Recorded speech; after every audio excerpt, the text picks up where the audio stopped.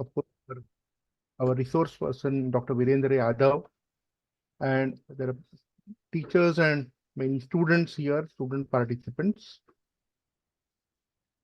Let me introduce today's speaker for the first talk, Dr. Virendra Yadav. He is a scientist at IAPT Research Institute of Observational Science called ARIES in Nainital. It is an autonomous institute under the Department of Science and Technology, Government of India. The institute specializes in research in astronomy and atmospheric sciences. Dr. Virendra joined ARIES in 2020 to take care of the science popularization and outreach activities of the institute. He is also the co-chair of Public Outreach and Educational Committee of the Astronomical Society of India for 22 to 25. Virendra did his BSc and MSc from University of Mumbai.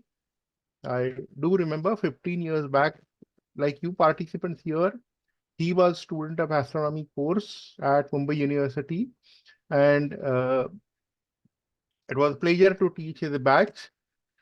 He did his PhD at the Indian Institute of Geomagnetism, IIGM, Navi Mumbai, in the field of space physics. He was research associate at IIG and then postdoctoral fellow at IIT Roorkee before joining ARIES. He has 17 research papers in the international peer-reviewed journals and has presented papers in many national and international conferences. Virendra is keenly interested in astronomy outreach and cultivation of scientific temper among students and society at large.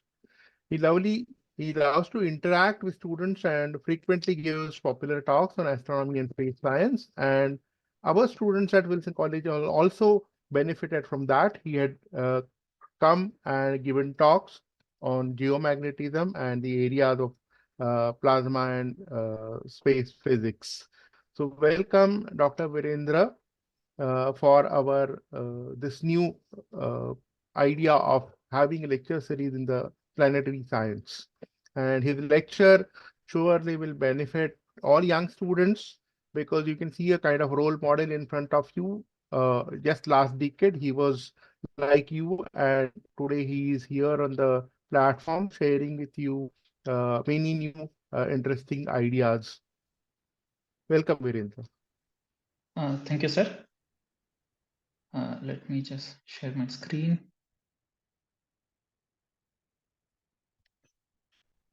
Shubham, can you stop sharing the screen? Yeah.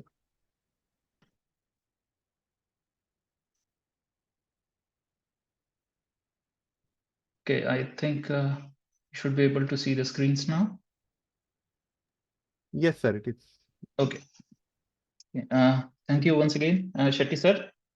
And good morning, everyone. I'm Virendra, and I'm going to talk to you about planetary magnetic fields. And as was very kind introduction given by Shetty sir, you could see that I like to give popular talks and talk to people and students about popularization of science. So that's why when Shetty sir had told me that this is going to be a talk for undergraduate students,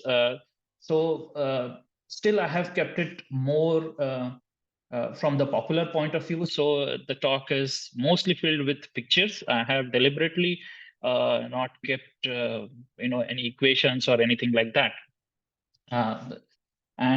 We'll mostly talk in the terms of Earth, and I'll briefly mention the magnetic field of the other planetary bodies. So, since the time that I was given is around 1 hour 30 minutes, I'm aiming for something like an hour or so for the talk, and after that, I would like to answer questions if you guys have any. So yeah, and as you could see, I was trying to be cheeky by using the template for one of the Marvel movies, Guardian of the Galaxies. So yeah, let's begin. And before we talk about the magnetic fields or the planetary magnetic fields, Very briefly, I'll tell you what Aries does and who we are. And I mean, you already heard that we specialize in astronomy and astrophysics. But I have a few pictures for you. So, for example, here you can see this is our main campus. This is called as Manora Peak. It's in Nainital. And you can see that we are surrounded by a very lush green forest. And in fact, we are in the buffer zone of Jim Corbett National Park, actually, very close to that. So we do get even leopards a lot of time in our campus during the evenings and early mornings. So this is our main campus. And let me see if I can share some pointer.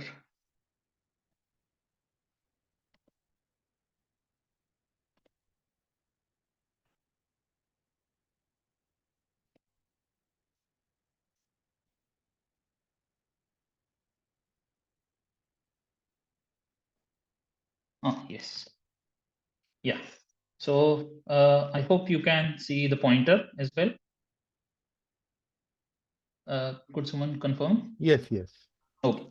Yeah. So so this is one of our main telescopes. This is called as 1 meter Sampurnan telescope, and it's a 50-year-old telescope. And as far as the growth of optical astronomy in India is concerned, probably this is the most important telescope with the richest and largest legacy. There have been more than something like 410 research papers from from the data of this telescope, and there has been more than, I think, 64, 65 PhD theses, and many more are in the pipeline.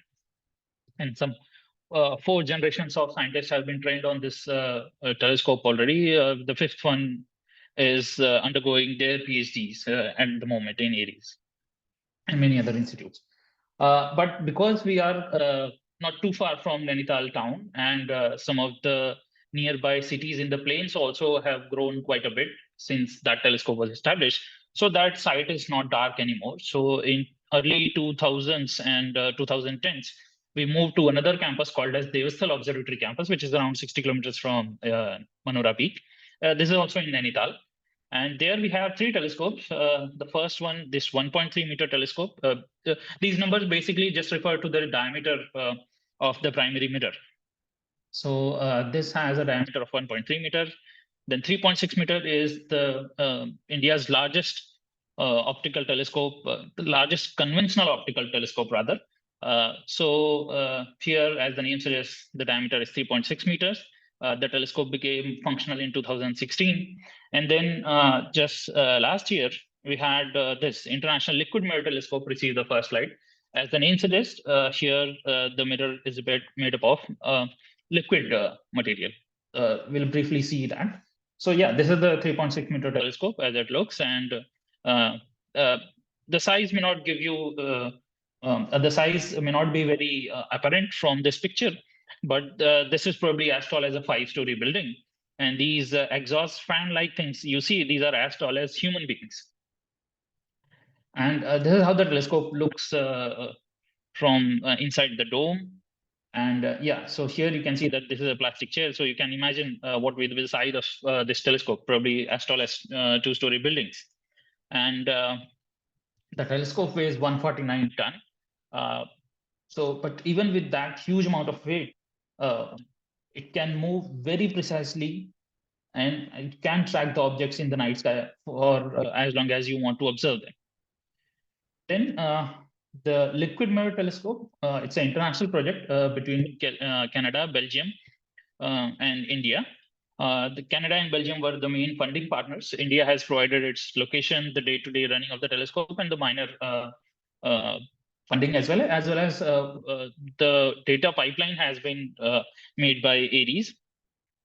So here, this is a very simple kind of telescope. So since it's liquid, you can't really move it in any other direction. It always looks vertically upward. And here you have a 4-meter diameter, a very shallow bowl. And below that, you have this air bearing, basically a motor, which is run by very high air pressure. And then 50-liter mercury has been poured inside this. And the mirror is rotated with that air pressure at a continuous and fixed speed. And because of that, the mercury spreads out and it forms a very nice paraboloid surface, which is required for a telescope. I have a brief video as well. Yeah, so this is how it moves. So these are the two major facilities as far as optical astronomy is concerned at Aries. We also have a smaller group of atmospheric science, which mainly deals with the study of atmospheric parameters, mountain meteorology, as well as pollution and the Himalayas. So anyway, let us come back to today's topic. So before we go to understand how a magnetic field, or rather the planetary magnetic fields are, let us first understand the Earth's magnetic field. And before understanding the Earth's magnetic field, first we have to know, like, how do we know that there is a magnetic field? Obviously, we are taught this in our classes, but can we demonstrate that Earth has a magnetic field by something very simple? So yes, in fact, all of you have done this or heard this, that if you have a bar magnet and if you suspend it, then it points in the north and south direction. Why does it happen? Because there is another magnet which has a south pole close to the north pole of the suspended magnet. Now, if you just replace this magnet by the Earth, this can be explained how we know that Earth has a magnetic field. So in fact, this is what you do. If you have a compass, it points in your north to south direction. And the reason for that is the Earth's north magnetic field is actually near the south geographic pole. And the south magnetic pole is near the geographic north pole. So it's inverted, and that's why your bar magnet shows the north pole in the magnetic north direction. So, but this is a very zoomed in view, if you want to say. So why zoomed in? Because here it looks very nice and symmetric. It's not really the case. As a first approximation, you can approximate the Earth's magnetic field to a dipole, or rather a bar magnet. But if you zoom out, you will notice that it is not a symmetric magnetic field. On the day side, or the side that is facing the sun, it is very much compressed. And on the night side, it is much more elongated. Okay? In fact, it extends even beyond the moon's orbit. On the day side, it might be something like 6 to 8 Earth radii or something like that, or maybe a little more. So why it is extended in this fashion? So that we will see briefly in a later slide. Now, how do we know this magnetic field has been originated? So there have been a lot of modeling work and a lot of indirect observational techniques, by using which we know that Earth has a solid inner core, which is mainly of iron. Of course, there is nickel, cobalt as well in some amounts, but mainly iron. So the core has two parts, which is the inner solid core, and then you have the outer liquid core, which is basically having a differential rotation with respect to the inner core. And that rotation is like very, very slow thing. I mean, I'm forgetting the number, but it is like it's a very, very slow speed. It's not like it's rotating very fast. It's a very slow speed. Now, to have a magnetic field, obviously you would require a fluid where you have conduction of charges. And since we know that Earth has a magnetic field, so obviously there might be some flow of such charges. So basically, the motion of this outer liquid core, and since it's at such a high temperature, it's in the liquid form. So the charges that you have, they get they get arranged in such cylindrical kind of pipes, in simple terms, you can say. And this is where you have motion of these charges, which generates the current. And this is not a very steady thing, so that also changes. So this changing current, that also generates a magnetic field, which again gives rise to this current. Then you have the rotation effect of the Earth itself. So basically, all this gives rise to a very complicated magnetic field, which, if you see inside the Earth, would look something like this. This is basically a computer simulation. And outside the Earth, or rather outside the core, you have this sort of dipolar field. So this is how it is generated, and this field is called as the dynamo or geodynamo. So if you are interested in pursuing this in future. Now, if you see, although the size-wise it might look like a very huge magnet, but this is not a very strong magnetic field. In fact, the Earth's magnetic field is rather weak, and if you have a very strong magnet, a fridge magnet, probably that will have a stronger magnetic field as compared to the Earth. But even this magnetic field is quite important, and if you see the intensity map on the Earth, the highest points are closer to the northern coast of Canada, Siberia, and then southern coast of Australia. And the weakest, although we would expect it in the symmetric case to be somewhere in between where the magnetic equator may lie, but actually the weakest point is somewhere closer to South America and the South Atlantic region. This is known as the South Atlantic anomaly. So this is not a very symmetric kind of field. And if you see the higher order terms, you'll realize that this is basically a multipolar kind of structure. But the dipolar component is the dominant. And as a first approximation, you can take it to be a dipolar magnetic field. Now, but the internal magnetic field is not the only component as far as the Earth's magnetic field, or rather any terrestrial planet's magnetic field is concerned. There are other, components as well. So, for example, the motion of, let me see if this video plays. Okay, there might be some issue. Yeah, so basically this was a video. I don't know why this is not playing. So basically, this shows you the minor magnetic fields that are generated by the motion of the seawater or ocean water. Basically, because of the tides, you have motion of the oceanic water, which is basically salt water. So it's a mild conductor, and that's why the motion of this liquid also generates a minor magnetic field. Then you have atmospheric component, which is which resides in something called as ionosphere. It's a layer of the atmosphere which extends from around, say, 50 kilometers from the Earth's surface to somewhere around 1,000 kilometers.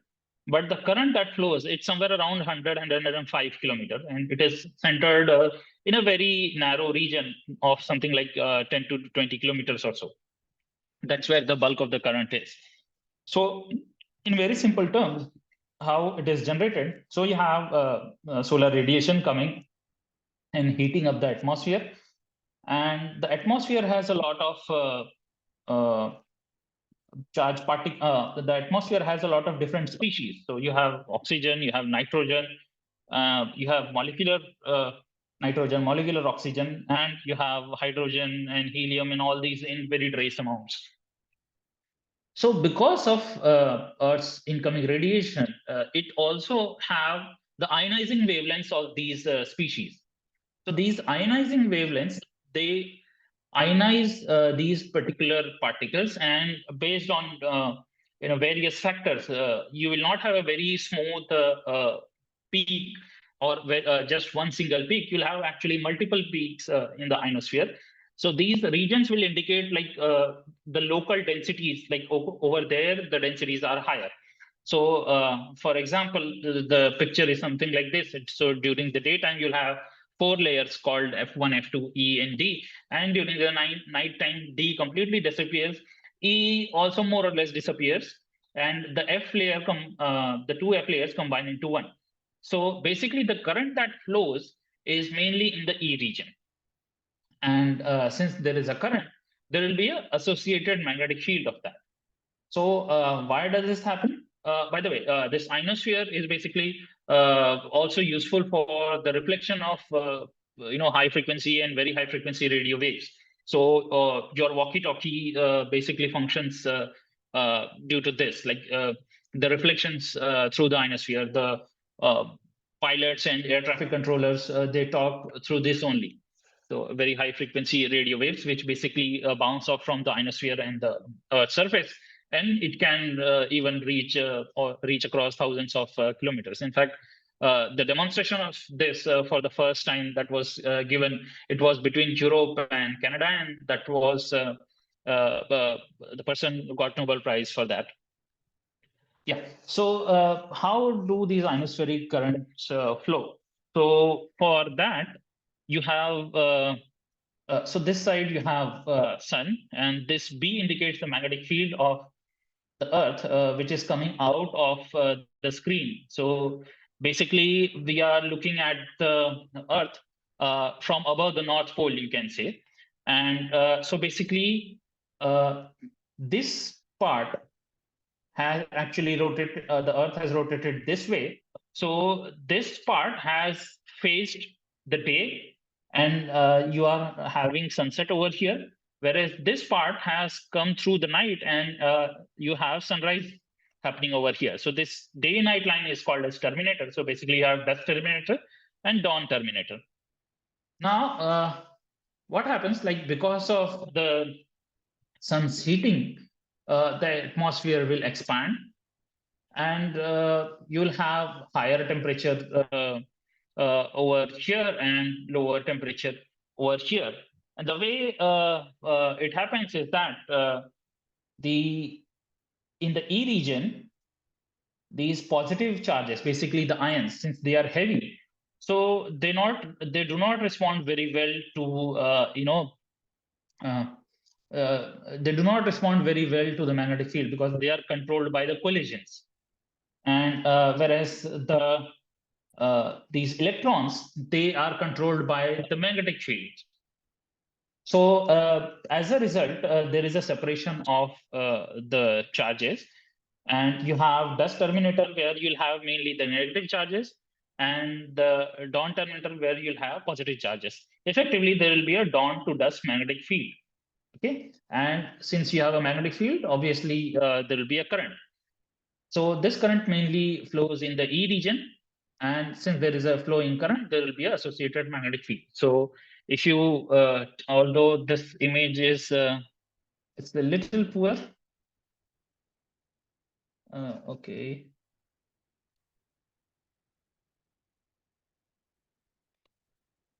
I'm sorry, even this video is not playing.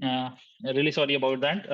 I don't know, there is some issue. When I made the presentation, it was playing properly.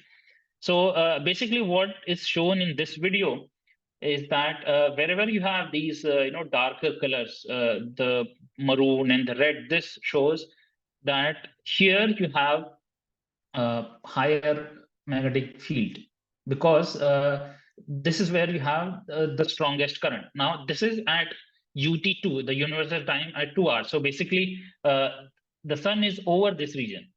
So since the sun is over this region, so you have strongest currents over here. And this video or this animation was basically showing that as your time passes and the sun moves, westward, even this peak region of strongest current, this will also keep on shifting.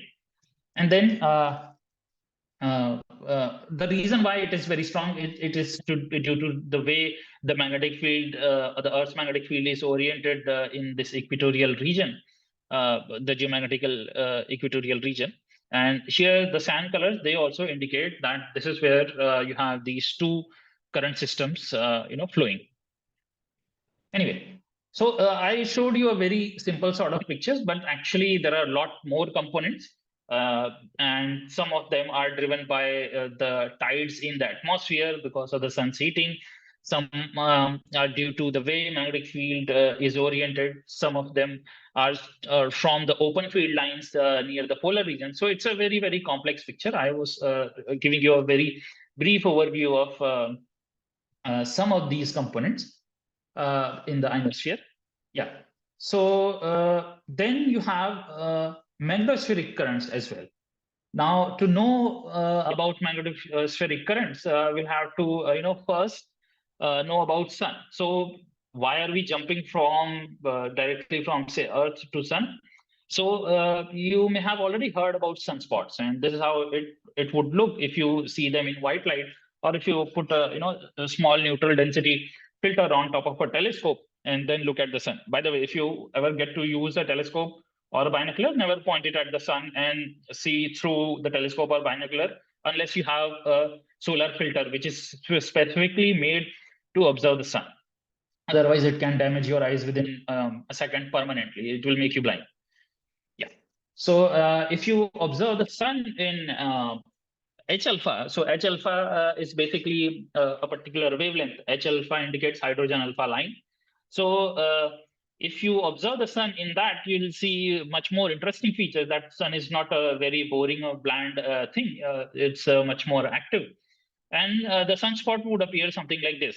This is not the same picture as this one in H alpha. It's a different H alpha image of a different time.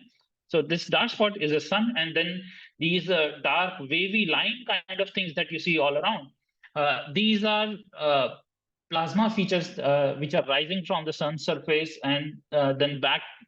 They are falling back on the surface of the sun. So these are called as filaments, or these are called as loops. And these uh, white regions around the sunspot, these are called as active regions and plages. So this is where you have a lot of interesting phenomena taking place. So I have a couple more videos after this. Let us see if that plays.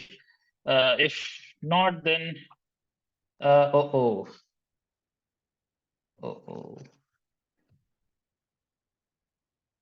Yeah. So let me just stop sharing it once and let me try it again. Because when I made the presentation, the video was playing properly. Hang on a second.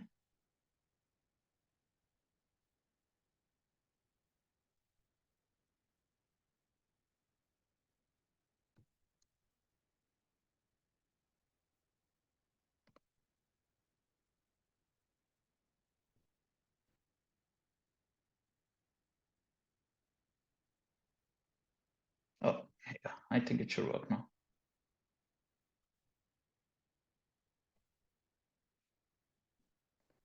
Oh, let me just quickly show you the previous video as well. Then, let me see if it works.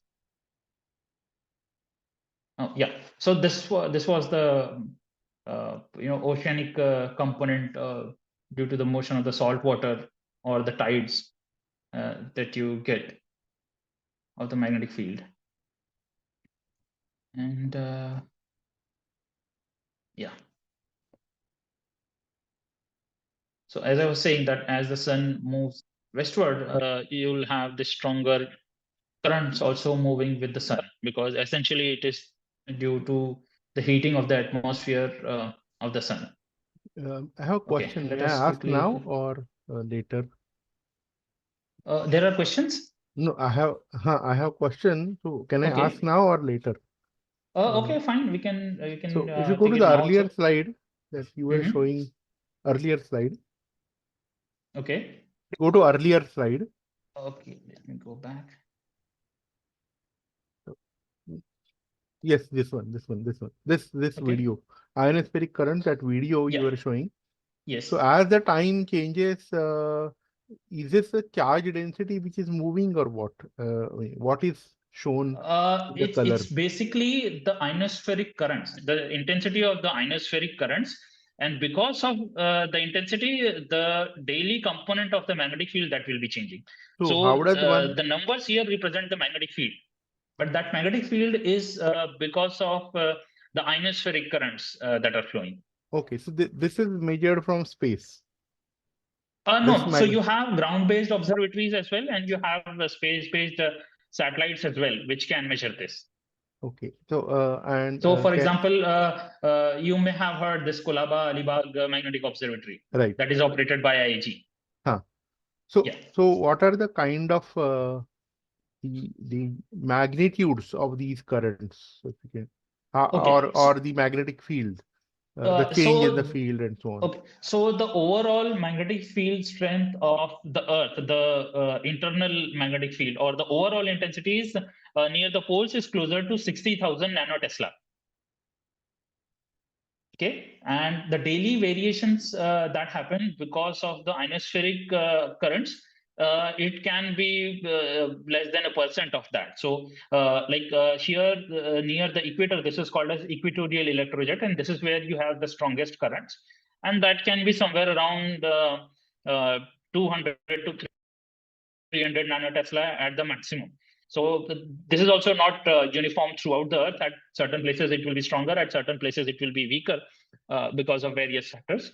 And as you go further away from the equator, this current, the strength of this current will go on decreasing. So, like for example, here, if you see, so the maroon one is closer to probably around 150 or so, or maybe a little more than that. That's what the scale shows. And this cyan region is somewhere around minus 50. So this minus is because this is basically showing the horizontal component, and the way it is, like for example, at lower latitude, the magnetic field's direction as seen from the ground is same as the direction of the Earth's internal magnetic field. So basically, you have added magnetic field. Whereas if you go above or further north or south of these focus regions, you have the magnetic field moving in opposite, the current moving in opposite direction. Instead of eastward, you have westward magnetic field. So as a result, that instead of eastward, you have westward currents. So the magnetic field that is generated, it's opposite. So basically, instead of additions, you get subtractions, and that's why you have dip in the magnetic fields over there. Thank you. Thank you. Shall we go ahead, or are there other questions? Right now, no questions in the chat. Okay. Fine. Yeah. So this is a very nice video by NASA. Let me just see if I can share the audio as well.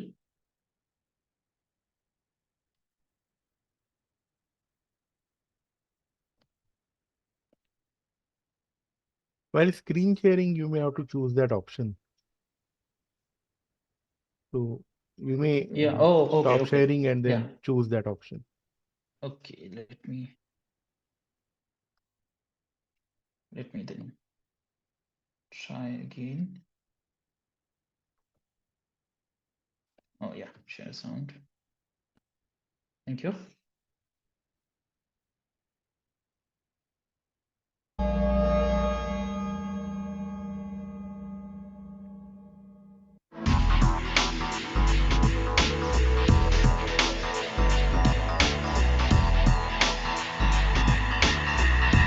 So this video is made by using actual observation from various missions.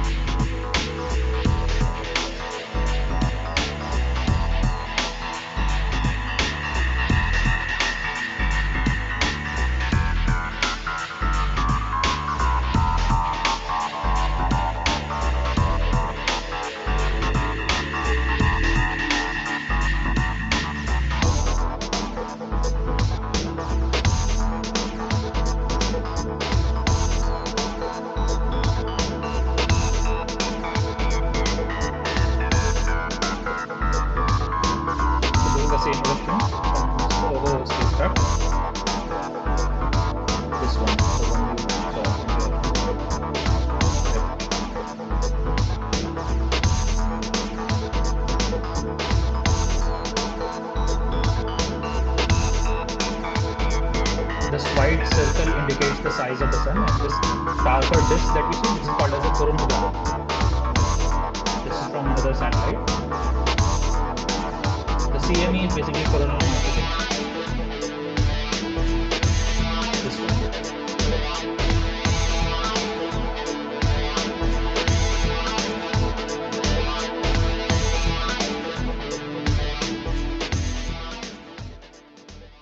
Okay, so why I was suddenly talking about the sun, when we were discussing the Earth's magnetic field, that is because whatever happens on the sun, it greatly affects the near Earth space environment of the Earth, and it can produce something very beautiful, as we will see. By the way, this is just a comparison of one of the flares with the size of the Earth itself. You can see.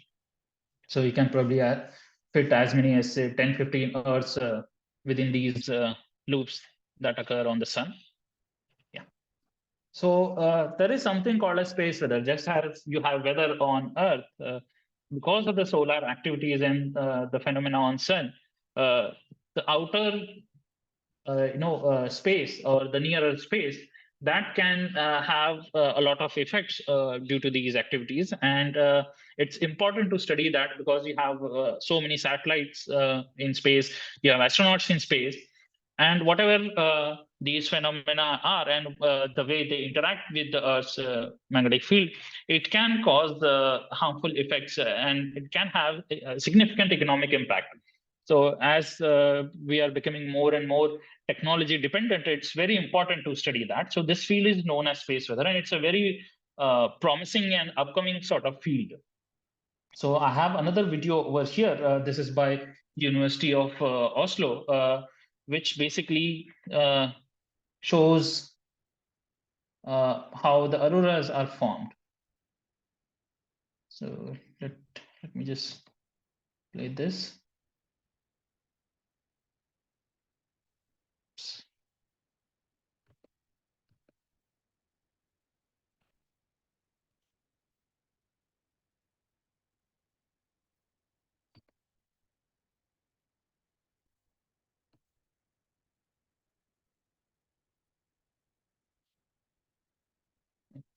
It seems that I'll have to stop and share again. Very sorry about that, because that's a very nice video, and because I had a nice video, so I didn't put a lot of images of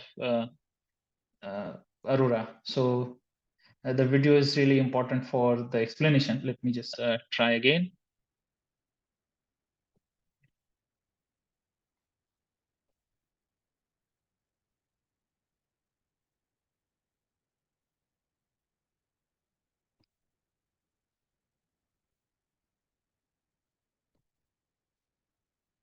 Strong magnetic fields push their way up through the surface. They slow down the eddies of hot gas.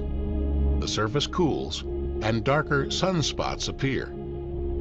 The electrically charged gas is called plasma.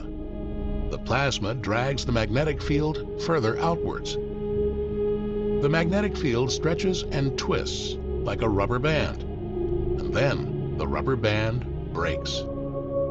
So Several billion tons of plasma is hurled out from the sun. This is called a solar storm.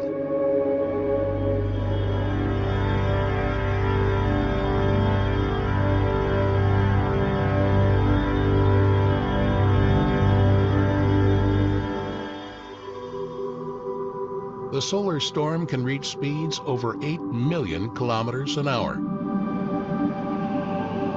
After 6 hours, it blows past the planet Mercury.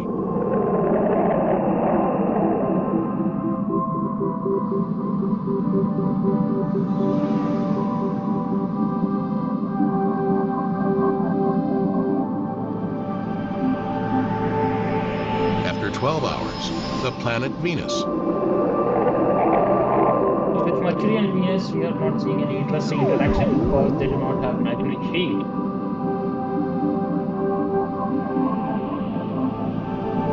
And after 18 hours, the solar storm reaches Earth.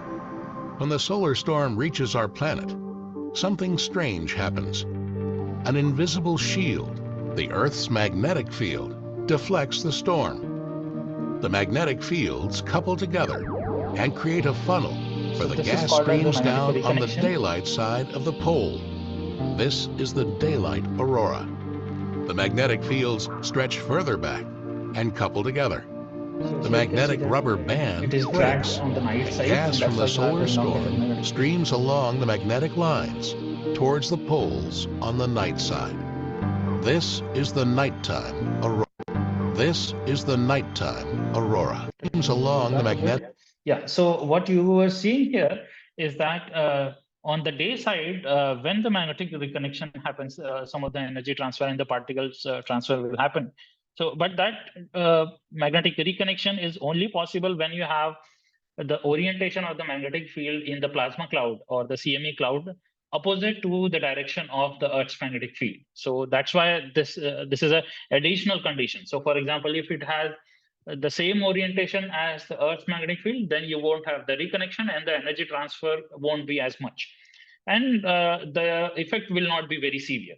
Whereas on the night side, the way the magnetic field is oriented, because it is stretched a lot, so the orientation of the magnetic field lines is, almost horizontal in this part, and that's where the magnetic reconnection always takes place, and that's from there you can have a lot of dumping of these charged particles, and then they will be accelerated along the magnetic field line. So these charged particles are basically electrons and protons that are emitted from the sun.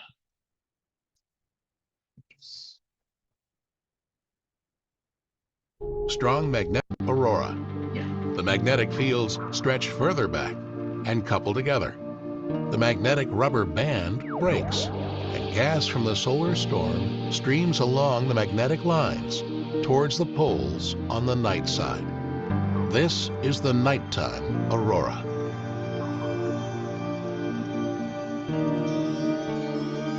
So this region is called as auroral oval. It is just below the polar region, below the magnetic poles.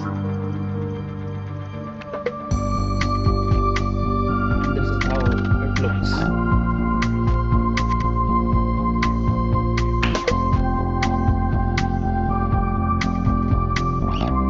So these emissions, the green emissions, is mainly because of oxygen lines. The green and the red are both because of the oxygen lines. The blue or violet ones can be because of the nitrogen.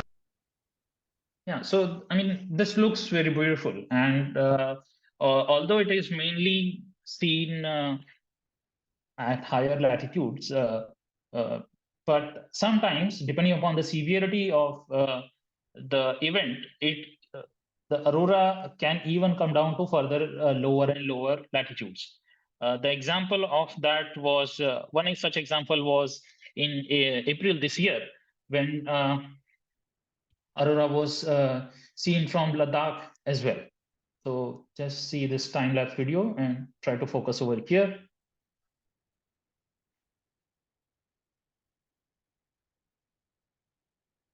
Yeah, so if you see this reddish color at the top. So I would like to clarify something here, is that aurora was not seen over Ladakh. It was seen from Ladakh. Okay, what do I mean by that? So basically the image that you saw over here, this time-lapse video, this is from something called as an all-sky camera.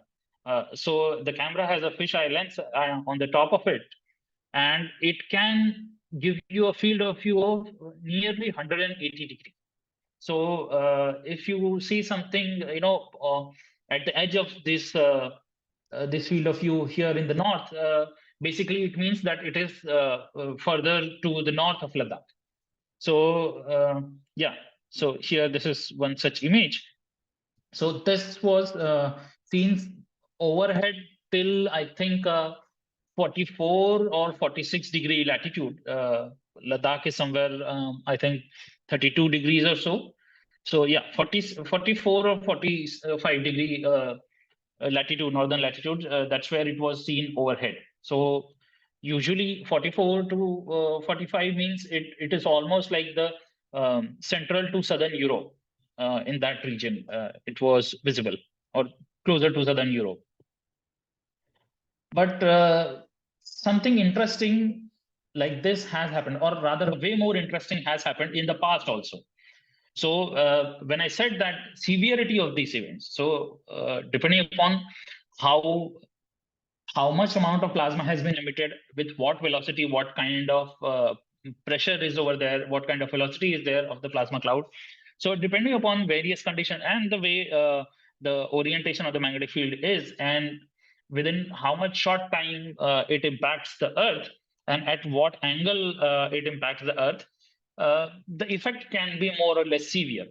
So the strongest event that has occurred till now was in 1859, and that is known as Carrington event. And at that time in India, we had completely overcast skies, so there was monsoon period. So aurora would not have been seen in India at that time. But a little less severe event happened in 1872 in February, and this clipping, or rather this write-up, is basically from Times of India of February 6th. So you can see that it states, will it surprise our readers to learn that aurora was plainly visible in Bombay on last Sunday? Such was indeed the case, and its effects were felt too. After Sunday, aurora on Sunday, uh, after the sunset on Sunday, the aurora was slightly visible and constantly kept changing color, becoming deeply violet when it was intense about 3 o'clock on Monday morning. It was distinctly visible until sunrise on Monday. Influence of this atmospheric disturbance was unpleasant both for our person and our correspondents. So the cold was unpleasantly keen, and telegraphic communication was stopped for some time. So the cold part is not related, but all telegraphic communication was stopped for some hours. So the reason for that is that when this auroras happen, and at that time preceding that, you have a very, very strong current which flows in the magnetic sphere. And that current is much, much stronger as compared to the currents that flow in the ionosphere. The effect of that is that the overall magnetic field can, decrease for a bit. And after the decrease, it will, it will take some few hours, maybe half a day or closer to a day to recover back. So yeah, that's what happened in February 4, 5 in 1872, and aurora was visible in Mumbai. So this is very nice, right? That's what we would like to think. But thankfully, at that time, the whole technology that we possessed, or the humans possessed, was mainly telegraph lines, and that's it.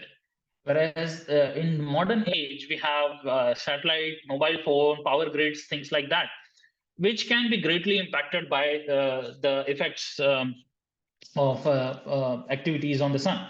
So basically, it can cause disturbances in the ionosphere, changes in the electron density in the ionosphere. So basically, when you get reflections from any ionospheric layer, it happens when your radio signal's frequency matches with the plasma frequency of the ionosphere. So the ionization is changed, that frequency also will change, and where you were getting regular reflections, that also will completely change. You may get reflection at some different place, or your signal may be even absorbed.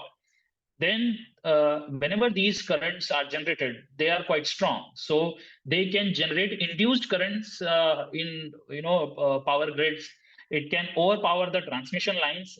So just like your fuse blows in any electrical appliance, your power grid's capacity, the current carrying capacity, will be overshot.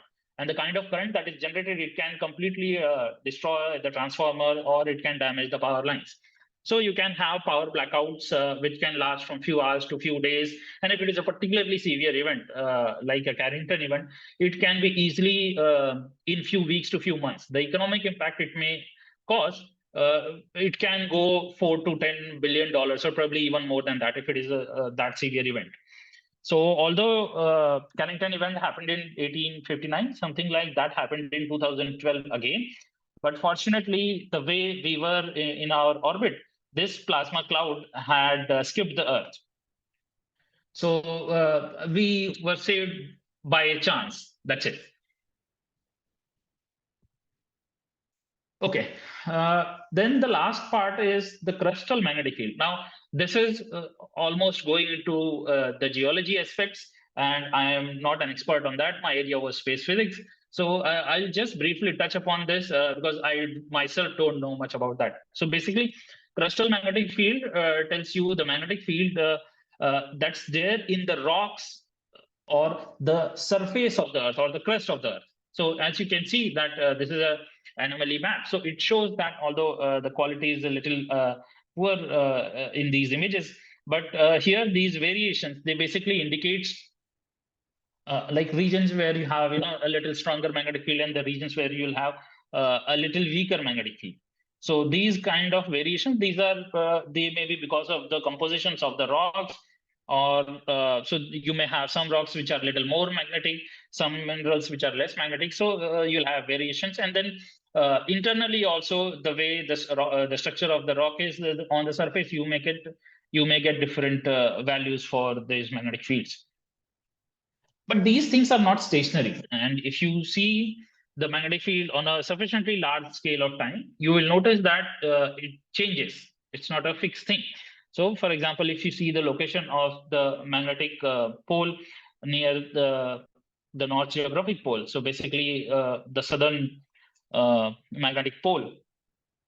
So here it plots its position from 1590 to somewhere around 2020. So you can see that over the period of time, it is changing. So by a coincidence, earlier this movement was slower, and in the recent years, it has been a little faster. So it indicates that the magnetic field is not fixed, and if you have a very, very high, sufficiently long period of time, you will notice quite significant differences.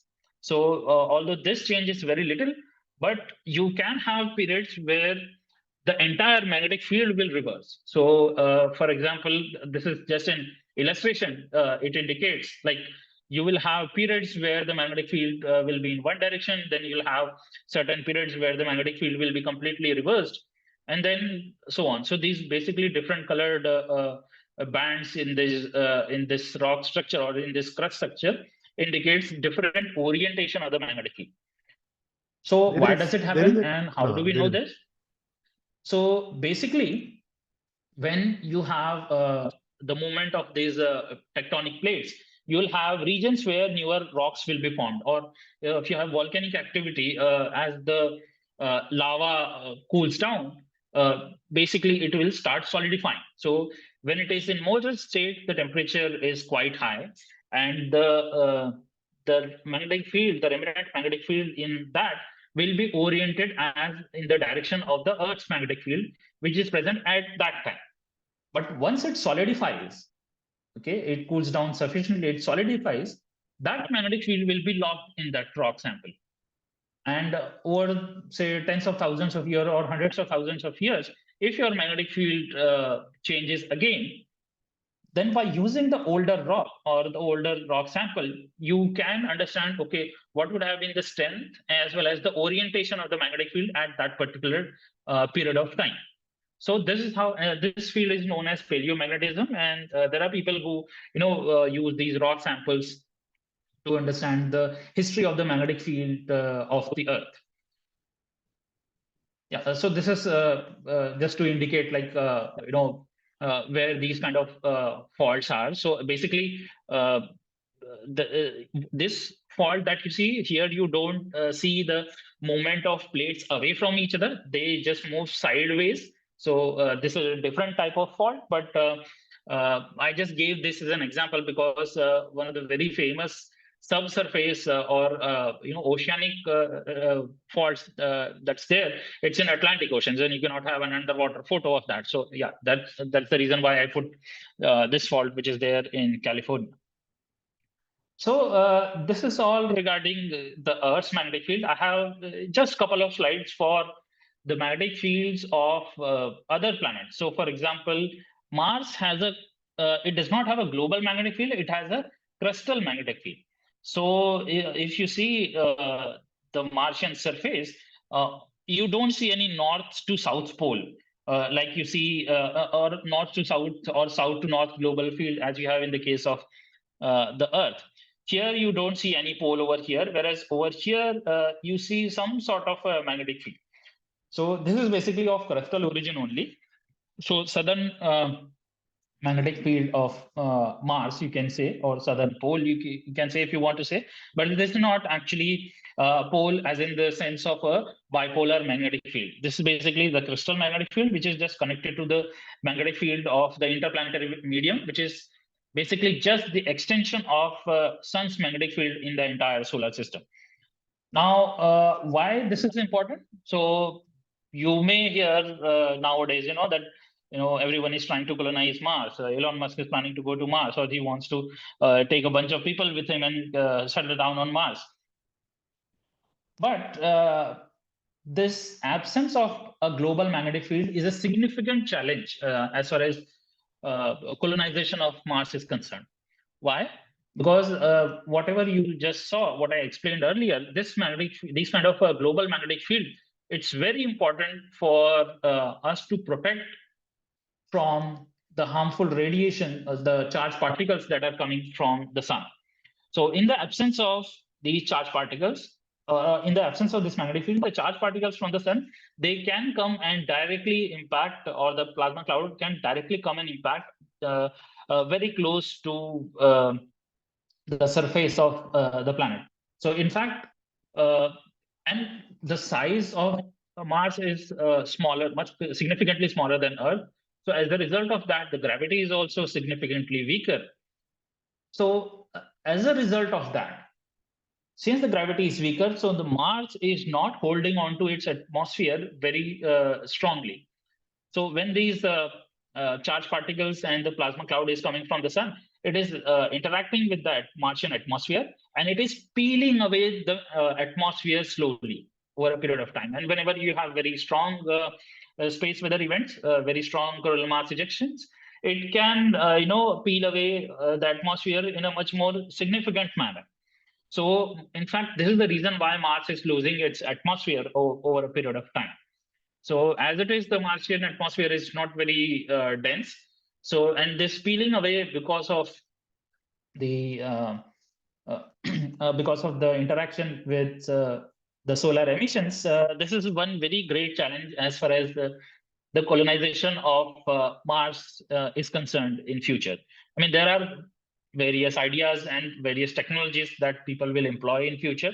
One of the simplest would be, just to have an underground settlement, and the ground itself will protect you from these charged particles then. But then this is an additional challenge that one needs to keep in mind if we want to, colonize Mars. And these kind of challenges are also there, of course, in the case of Moon also, because here at least you have a little bit strong crustal magnetic field. In the case of Moon, you don't have even that. And again, if you want to colonize Moon and stay there for a substantially long period of time, probably humans will have to, settle in the lava tubes which are there below the surface of the Moon. There are so two this is as far as questions. any terrestrial planet is concerned in the solar system. I already told you in the earlier video that Mars and Venus do not have it. Sir, But what about the gas giant? Yeah, this is just a crystal magnetic field map. It just shows you the magnetic field strength in nanotesla. The red ones are a little stronger regions, and the blue ones are negative regions. So here you can see that near the southern pole or in the southern polar region, it is much stronger. Sir, there are two questions. So, hello. sorry, yeah. Sorry.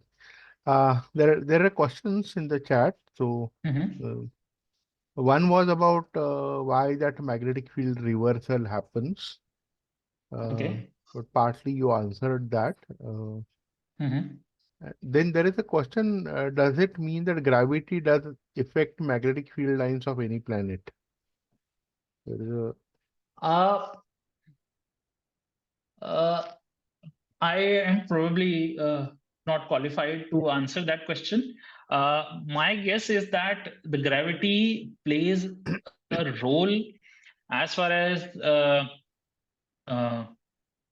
the crustal magnetic field may be concerned, okay, because when the surface is forming, uh, depending upon the way material is sinking within the surface, or the way these molten rocks are moving, or the way the mantle is moving, that can have certain effects as far as the crustal magnetic field is concerned. Uh, what can affect the magnetic field as well as the gravity both is the actual size of the planet itself. So, I mean, depending upon the size of the planet and the mass of the planet, the gravity will be affected. And by that extension, yes, the way the magnetic field is, even that may be affected. But ultimately, it comes down to, as far as the global magnetic field is concerned, it turns out to be as in the case of the Earth, is the motion of the outer liquid core. So basically, you need to have a way in which you have a flow of charges. So in the case of Earth, it is the motion of this outer liquid core. In the case of outer planets, as I am showing on this slide, uh, so you do not have a solid surface as in the case of terrestrial planets. But the kind of mass these planets possess, uh, as you approach the center of these planets, the densities become so high that the material behaves in a much more different kind of manner. So, for example, Jupiter, Saturn, their core is mainly made up of hydrogen. But this is the kind of extreme temperatures and pressures are exerted on this core. The way it behaves, it is called as a metallic hydrogen. So basically, it forms a conducting substance. So, and that's what the motion of that is giving the origin to the magnetospheres of these planets. So, for example, here, if you see the Jupiter's magnetic field, this is very strong. In fact, it extends so far out that Saturn is actually inside the magnetic field of Jupiter. And the interaction of the Jupiter's magnetic field with the magnetic field of the Saturn, it gives rise to even more interesting phenomena. Here you have the size of Sun compared with the magnetospheres of these planets. So this just gives you an idea like how huge and strong these magnetospheres are. So I do not have too many slides about this because I wanted to give enough time for any questions that might be there. So before we just go on to question and answer, I just have one more interesting slide. There is another So, question. yes, The question no, I wanted to ask was with a comment first, because no, it doesn't seem that we have a final theory of how magnetic field is generated, because true.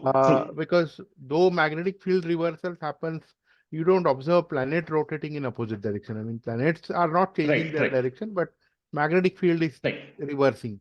So it Right. is not straight away connection between the internal liquid is moving in one direction and therefore magnetic field is generated. Right. True.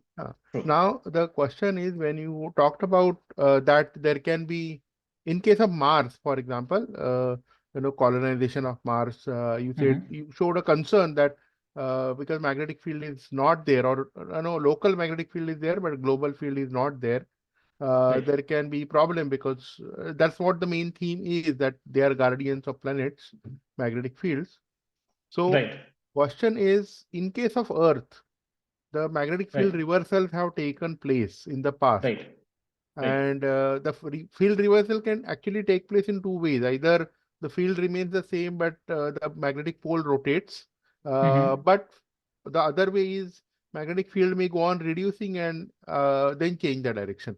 Right. So it seems that magnetic field has reduced and changed the direction in case of Earth. Right. So in that case, Right. surely there were periods when magnetic field was very, very low. Right. And but do they have any kind of correlation with say mass extinction or the new species arriving because of mutation, those kind of things? I mean, how people done any kind of relation or study? Definitely, there will be studies related to that, but off the top of my head, I cannot say what was the effect at that time because I have not looked too much detail into that in any recent time. Okay. As far as the reversal is concerned, yeah, I had missed answering a part of that when I was answering the earlier question. So it turns out that the magnetic field reversal is it's just not the case of turning it off and then turning on again in the opposite direction. And it's not the case, as you have rightly mentioned, it's not the case of just field the magnetic field rotating and becoming 180-degree flipped. What happens is basically the magnetic field, although we say it's a dipolar thing, but there are many other higher order terms. Okay, so there are higher order harmonics. So if you write the magnetic field strength in an equation, it will have many bunch of order of terms with different coefficients. So it so happens that during the magnetic field, and at least that's what I have come across in whatever references I used, is that when you have magnetic field reversal, basically the dipolar component reduces and the multipolar components or the harmonics increase. So instead of a nice, strong dipolar global field, you'll have small multipolar fields spread throughout the surface of the Earth. And then over a period of time, they will again give rise to a dipolar field. How does that happen? I don't know. And I don't know if anyone knows that. But the observations or the hypotheses that have been proposed indicate that from dipolar it becomes a multipolar and then again it becomes a dipolar thing. There is one more question. Yeah. Tectonically inactive planets do have or can have stable magnetic fields. So is it only a matter of our current understanding, or is it that the planetary magnetosphere is somewhat mass dependent as far as gravitational field is concerned? See, it's not purely mass dependent because if you see Venus and Earth have quite similar mass, but Venus does not have a global magnetic field. So it is just not purely the question of mass. It's the question of whether there is a flow of any conducting sort of material. So at least that's what our present understanding of a dynamo is in the case of a planetary magnetic field. So with that understanding, we understand that Venus does not have a liquid outer core, and that's why it does not have a global magnetic field like Earth. Whereas in the case of Earth, since you have a liquid outer core and you have flow of charges, that's where you get this global magnetic field. But as you had just mentioned, that it is not a very well settled thing. This is our just present understanding, which answers some questions, but probably there are many more questions still to be answered. Thank you, sir. Okay, I just have one more slide after this. Yeah, so we just saw that Jupiter has a very strong magnetic field. So on Jupiter also you have aurora, but it is in ultraviolet, and in fact this is an observation of Hubble Space Telescope. So what you are seeing here, this is basically this aurora is superimposed on the optical image of Jupiter. But the aurora observations are in ultraviolet because Hubble telescope can also observe in ultraviolet in certain bands. So yeah, that's what you are seeing here. And again, the interaction is similar as in the case of Sun and Earth. But in the case of Earth, when these charged particles they interact with the atmospheric species in our atmosphere and transfer their energy. By absorbing that energy, the atmospheric species in our atmosphere, they get excited. They cannot remain there. They de-excite. And when they get de-excited, they release these electromagnetic radiation, which turns out to be in optical band, the green line, which is 6,300 angstroms, and or rather, the red line is 6,300 angstroms, and the green line is 5,557 angstroms. And there are a bunch more lines. But these are the two prominent ones. Whereas in the case of Jupiter, these are in ultraviolet. So yeah, that's where I would like to stop. These are some of the places where I took the images from, and some of these simulations and the videos. And yeah, so that's where we stopped. And if there are more questions and interactions or anything on this, I would love to answer.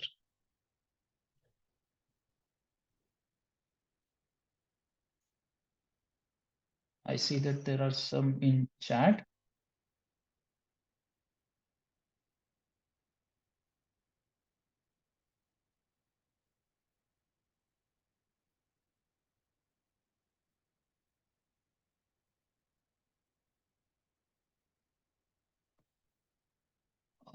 Yeah, I think, yeah, this is the same question that tectonically inactive planets can have stable magnetic fields. So is it only a matter of our understanding that, or is it the planetary magnetosphere is somewhat mass dependent? Okay. So the mass dependent thing, I think we already discussed.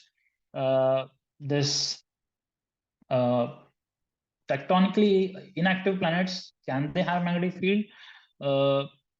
I mean, in the case of Mars, we have seen that there is a magnetic field, but that is of crustal origin. So from crustal effects or the crustal component, yes, that magnetic field can be there, but I'm not sure if it can have a global magnetic field, because if you have a molten material, like for example, in the case of Earth, you have liquid outer core, and the kind of temperatures there are in the size of the Earth, you still have the mantle because of which you have the tectonic activity.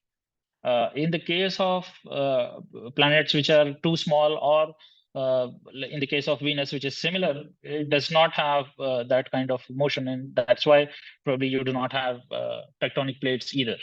So I'm not sure if we can have both. So can we say that that gravity, high gravity, and also high magnetic field is like a correlation, but it is not causation. So as you mentioned that a large mass would also mean that probably large amount of radioactive materials which will keep the interior hot, and therefore correct. That kind of thing can be said. Right. There's one more thing. Yes, you are saying. One more thing in the chat, does sun also have magnetic field to protect us from cosmic radiations? So that Okay, I'll come to that.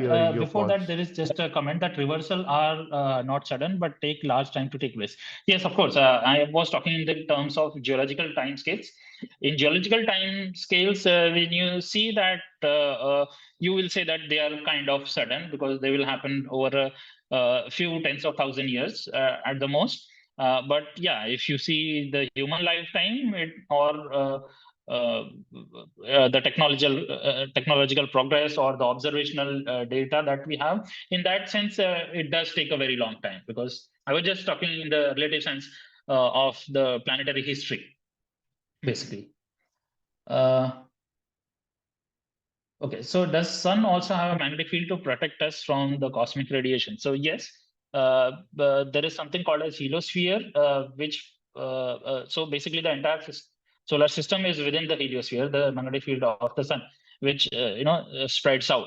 So it does protect us from some of the cosmic radiation, but some of the cosmic rays that come, they have a very, very high energy. So sun's magnetic field cannot do much over there. And then although the sun's magnetic field protect us, it is somewhat also the cause of the space weather events that happen, because the plasma cloud that is emitted from the sun, the coronal mass ejections. So because of the high temperatures that's there, so we call it that there is a frozen in condition. That means that magnetic field is frozen in the plasma. You cannot separate the two.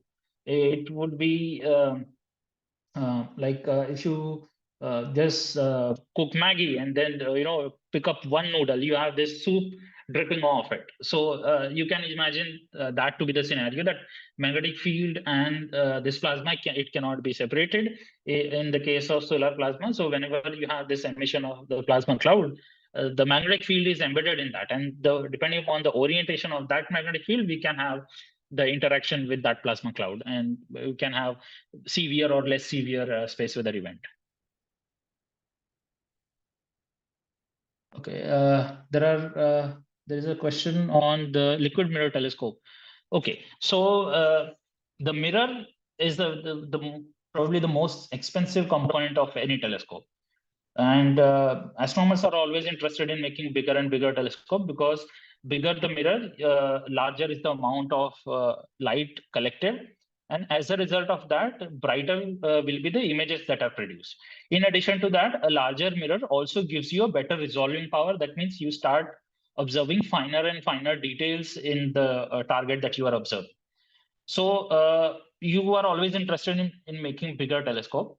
But then these are very special type of made up of very special type of glass, which has very low thermal expansion, which changes in the temperature, because otherwise your optical alignment will be disturbed.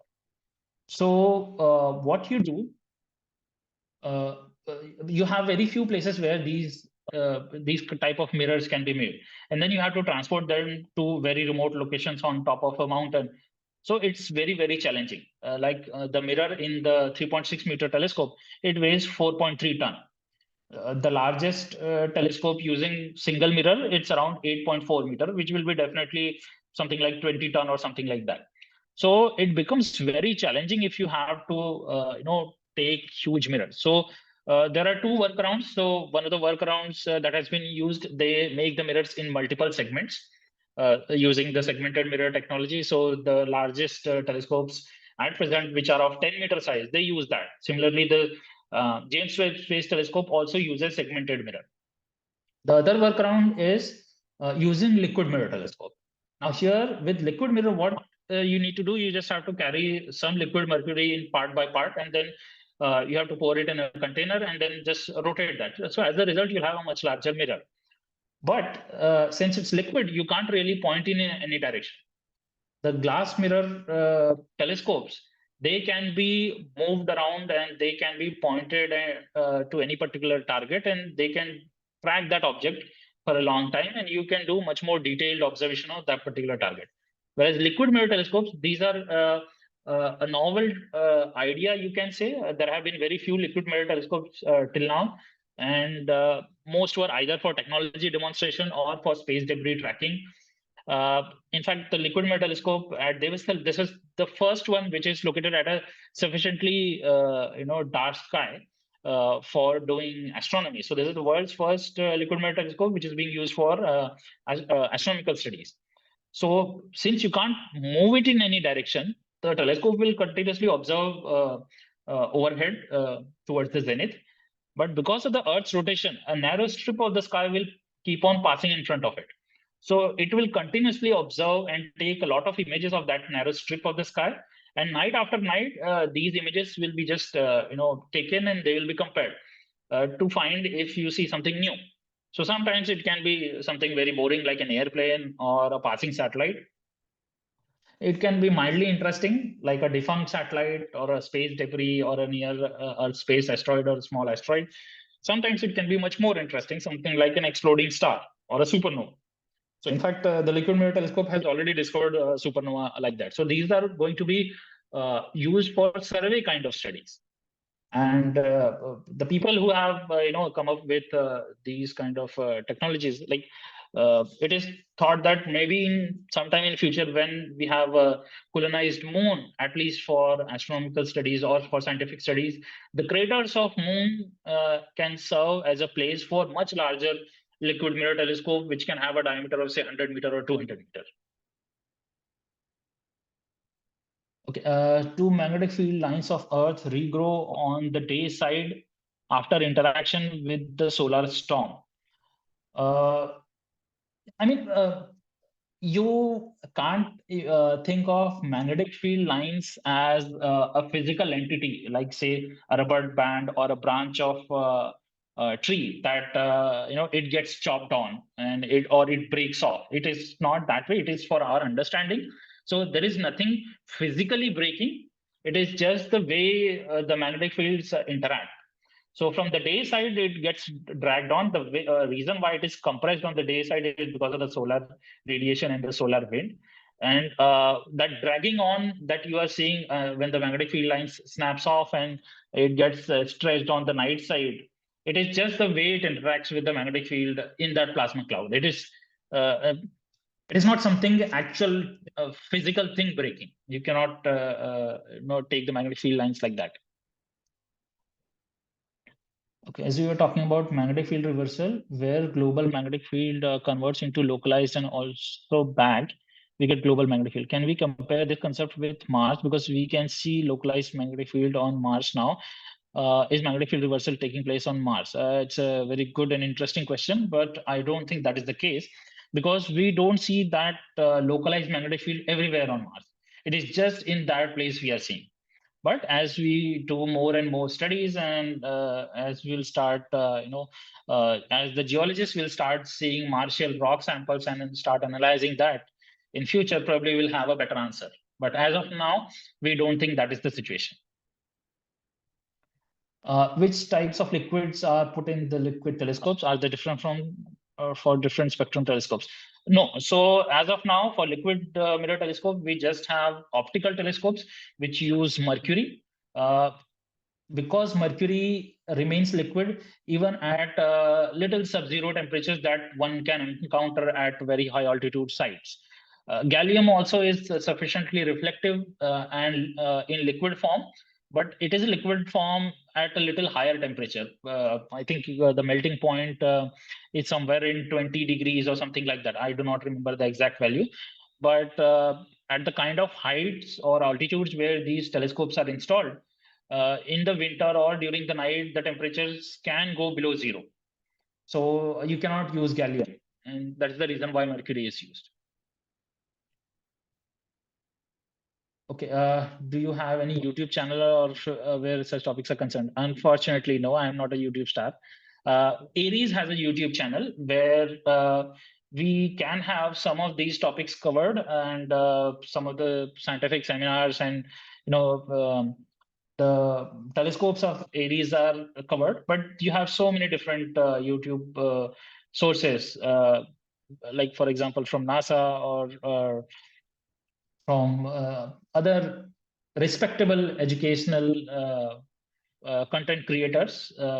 Like there is someone called as Physics Girl or Smarter Every Day. So these are some of the famous ones which you can use to understand more in detail.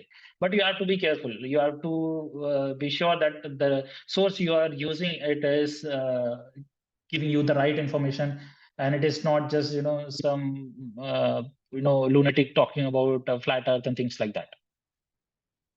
Can you tell about upcoming solar maximum event? Okay, so if you see the number of spots or on the sun, basically the sunspots, the number keeps on changing, and over a sufficiently long period of time, if you see, then you'll see that the number of spots are even zero sometimes. So that is called as solar minimum. It will increase for a few years, something like 4 years, 5 years. It will reach a maximum time. So that is called as solar maximum, when you can have 150 to 200, 250 sunspots. So this number has been different in different solar cycles. And then for 5 to 6, 7 years, it will fall off. So basically the increase is faster, the fall off is slower.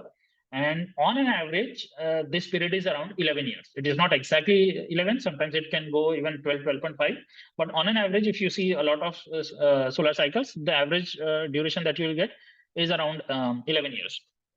So this is basically when you have a lot of sunspots, the frequency of solar flares. Solar flares are basically just emission of high energy radiation. So like X-rays and ultraviolet. So when you have sudden burst of ultraviolet on X-rays, that is called as a solar flare. And the emission of charged particles through these plasma clouds, the coronal mass ejections. So the frequency of this is more during solar maximum events. The severity of those events also can be more during solar maximum events. So yeah, that's what. I don't know if that was that's what you wanted to know, if there is any specific question among solar maximum. So whenever you have solar maximum condition, basically the space weather events will be a little more severe, and you can imagine that as to be the kind of rough sea event as compared to solar minimum, which can be a calm sea kind of event if you are on a journey on a cruise ship. Just one additional question to that. Yeah. Are there kind of amateur astronomer activities that one can do around this time?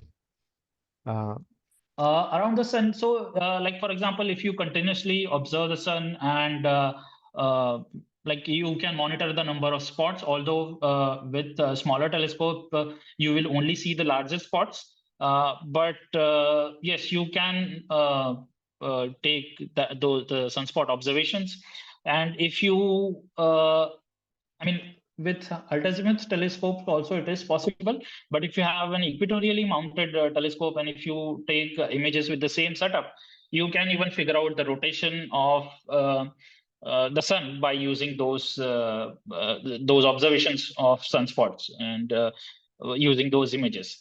And there is something called as limb darkening effect, which is basically because the way you look at the sun, the central part of the sun, uh, uh, since the way density of any atmosphere functions, is that it falls off as you go up at higher altitude. So, if when you are looking something at a perpendicular angle, uh, you will encounter the denser part of the atmosphere only for a shorter distance.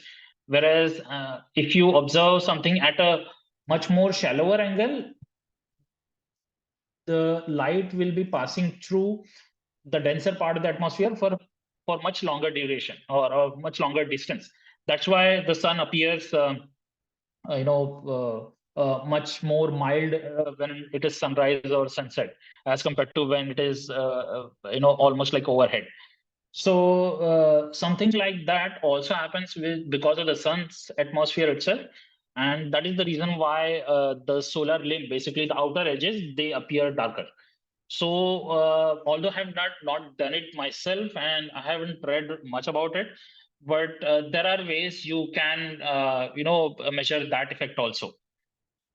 Why the strength of magnetic field is in negative powers of Gauss and not in positive powers of Tesla? Because I see that you have already answered. Yeah, that's what. It's a very small value, and that's why nano Tesla is preferred. Are the aurora lights harmful to human beings? See, the aurora that's visible, it is just optical light. So aurora in itself is not harmful. But the reason why auroras are generated, the phenomena which is behind aurora, generating aurora, that can generate a lot of currents in the atmosphere, which can have significant economic impact. And if you are, like, for example, flying in a plane, or if you are using GPS, that can have the technological impacts can be so much that, like, for example, the pilot will not be able to communicate with the air traffic controller, or at higher latitudes you can have power blackouts because of the impact on the power grids. If you're using GPS, the error in the GPS will be much more. So those kind of things can happen. When the direction of the magnetic field of the Earth changes, then the shape of the magnetic flux lines would change. Because could this lead to other effects? Like, example, auroras may be visible at lower altitudes, or high energy charged particles may reach the Earth's surface. Yes, definitely. That's what can happen. Are there any other questions? I don't see any further comment. No other questions right now in the chat.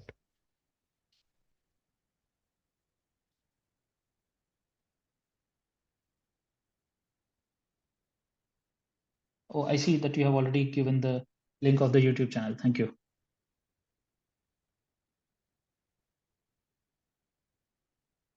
So I take this opportunity to thank Dr. Virendra Yadav. Thank you, sir. For giving this information-rich talk and especially pitching it at the correct level, that undergraduate students. And when the level matches, you can see that a lot of interactions happen, and that's what you are seeing.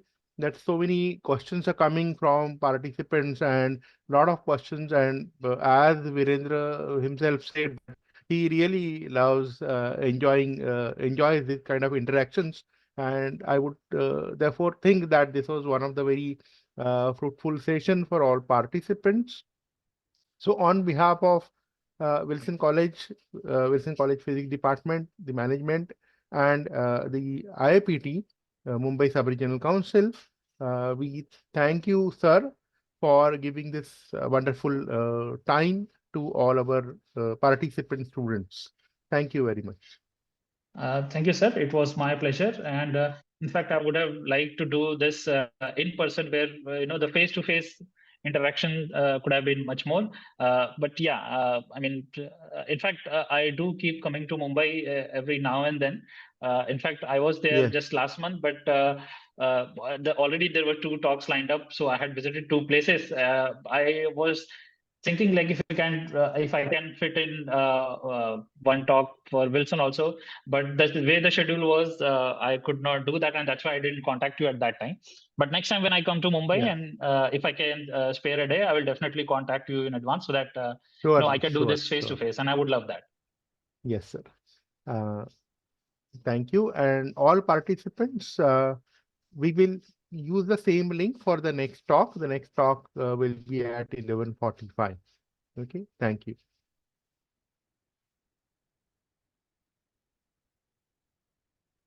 Okay, bye everyone. Bye, sir. Bye, sir.